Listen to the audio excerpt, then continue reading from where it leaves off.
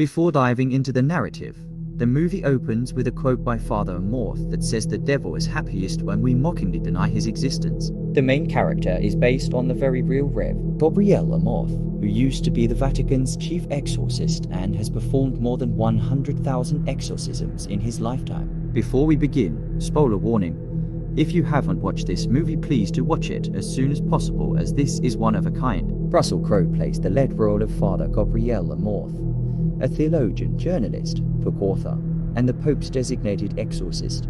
Father Amorth is the head exorcist of the Catholic Church, and he handles its most complicated cases. He is a rational and careful man, most often recommending psychological care to the supposed possession victims he visits, rather than actually performing an exorcism or dealing with any real demons. In 1986, Amorth visits an Italian village where a man is seemingly possessed by a demon. With the local priest, Amorth enters the room where the man is tied up. While exorcising him, using a Saint Benedict medal sacramental, Amorth drives the demon into a pig, which is then killed with a shotgun. Father Amorth is later summoned to the Vatican, as he operates directly under the Roman diocese. The commission is led by a young Cardinal Sullivan, who questions the need for such archaic methods. Amorth replies that evil does exist, and that he did not perform a true exorcism, but rather some psychological theater to help the mentally disturbed man. Disgusted, Amorth walks out of the tribunal. Meanwhile, recently widowed Julia moves into her husband's ancestral property, the Abbey of San Sebastian in Castile, Spain, with her teenage daughter Amy and young son Henry.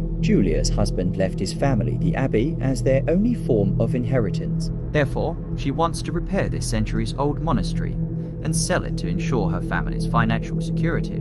The family meets with the local priest, Father Esquivel, who assures them that he will provide any sort of assistance they require. As Henry ventures alone through the vast abbey, he comes across a hole in the wall, from which a cracked seal is visible. Later, construction workers poke the hole further and mistakenly ignited fire in front of it. The inside of the hole turns out to be a gas pocket, which causes an explosion and results in grievous burn injuries for one of the workers. The construction crew abandons their work right at the moment and leaves. Almost at the same time, Amy notices Henry has started convulsing and getting spasms and frantically calls her mother. Henry also starts acting extremely erratic and out of character. An anxious Julia takes him to the hospital for diagnosis, but Henry's physical or mental conditions are found to be normal. Doctors recommend that Julia provide Henry with medical assistance for psychosis and also provide her with sedatives. After returning home, Henry's episodes worsen. A seemingly possessed Henry demands the priest to be present. Bring me the priest. And Julia calls Father Esquivel, who tries to calm the boy, only to later get thrown out of the room himself. Henry claims that they have baptized the wrong priest, and things gradually start worsening from that point. Unable to salvage the situation himself, Esquivel contacts the higher Catholic authority. Amorth meets the Pope, who asks him to visit the San Sebastian Abbey. Pope mentions that the place has troubled the religious order previously too, and that he can sense an ominous presence there, which might pose the toughest challenge Amorth has ever faced. Father Amorth goes to the secluded Abbey of San Sebastian and gets informed of the situation by Julia and Father Esquivel. Meeting with the bedridden Henry for the first time, Amorth soon realizes that the possession is very real and falls among the extreme minority of his cases that are infested with the true presence of evil. A possessed Henry calls Amorth by his name and remarks on particular incidents from Amorth's past that solidify Amorth's assessment. During his tenure in the army, Amorth was the sole survivor among his squad in the Second World War, something that has haunted him for a lifetime. Mention of this particular and personal incident shakes up Amorth, and he leaves the room to continue his discussion with the mother. Keen to know the reason why Henry was chosen as the host, Amorth questions Julia about any memorable incidents in the past. Julia mentions that Henry witnessed his father getting impaled to death during a car accident, something that shocked the little boy so much that he hadn't spoken ever since. At least up until the possession situation. Amorth mentions that emotional suffering breeds mental vulnerability, which becomes a gateway to evil. In order to save Henry, he asked Julia to hold on to hope and her faith and says that they have to resort to prayer. Amorth prepares himself to face the evil presence once again, and Father Esquivel joins him. But the spirit taunts the novice priest about a woman who might have been associated with him in the past, causing him to snap and attack Henry. Amorth takes Esquibel outside, where he confesses about having a partner whom he had been in love with. Later, their relationship ended as Esquibel chose his faith over her. Esquibel confesses his sins to Amorth, and the duo return to Henry, who taunts Amorth with another of his incidents from the past, something that horrifies the priest.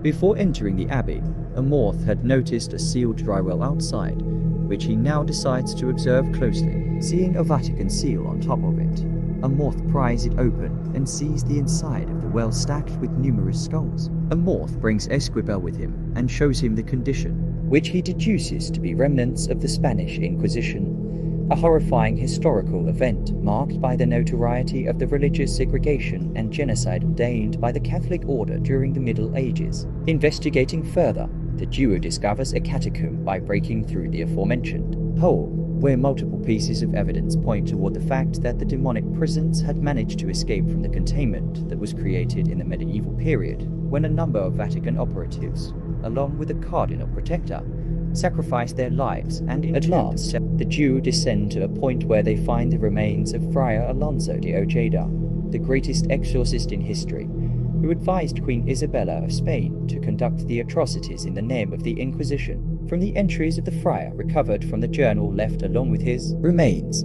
they find out that while investigating the possession of a monk in the abbey in 1475, the friar became possessed himself. Connecting the dots, Amorth deduces that the demonic presence used the friar to obey its command ever since infiltrating the Vatican. Even the Spanish Inquisition, one of the worst instances of abuse of religion conducted against humanity, was orchestrated by her presence. The friar tried to make amends for his action by returning to the abbey and entombing himself to death, thereby making an effort to cut off the presence from the outside world. Esquibel realizes the reason why the demonic spirit demanded Amorth's presence, to claim the soul of the strongest exorcist and once again wreak havoc on humanity. Meanwhile, the Pope tries to investigate on his own, finds a sealed letter in the directory, and realizes that Amorth has been tricked into the demon's lair. Before he can warn them, he collapses and gets hospitalized. Cardinal Sullivan sees a bleeding image of Christ in the Vatican and nearly loses his mind.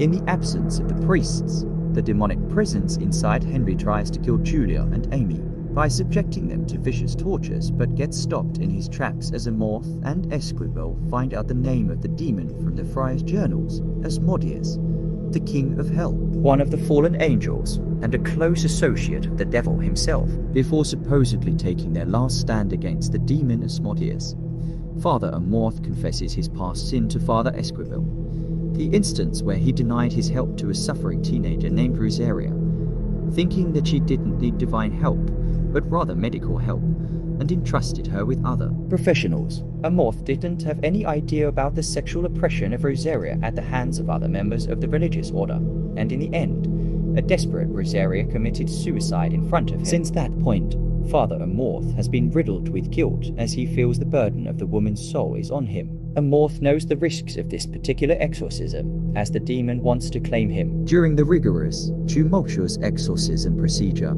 Asmodeus gains control over both May and the witch, who almost ends Julia's life. Henry becomes increasingly disfigured and is on the verge of death. Out of options, Amorth sacrifices his soul to the demon in exchange for the family's lives.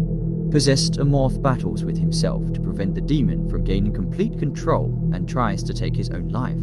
Failing nevertheless, Amorth goes to Ojeda's remains to incinerate himself by igniting the gaseous lair, but the demon gains almost complete control over the priest's mind. Amorth is visited by an image of Mother Mary, but soon discovers that she is corrupted, symbolizing his own state of mind. Esquibel returns to the abbey and goes to the lair, finding Amorth to be almost fully possessed. Esquibel verbally motivates Amorth to get out of the hold of the demon and recite the incantations previously given by Amorth.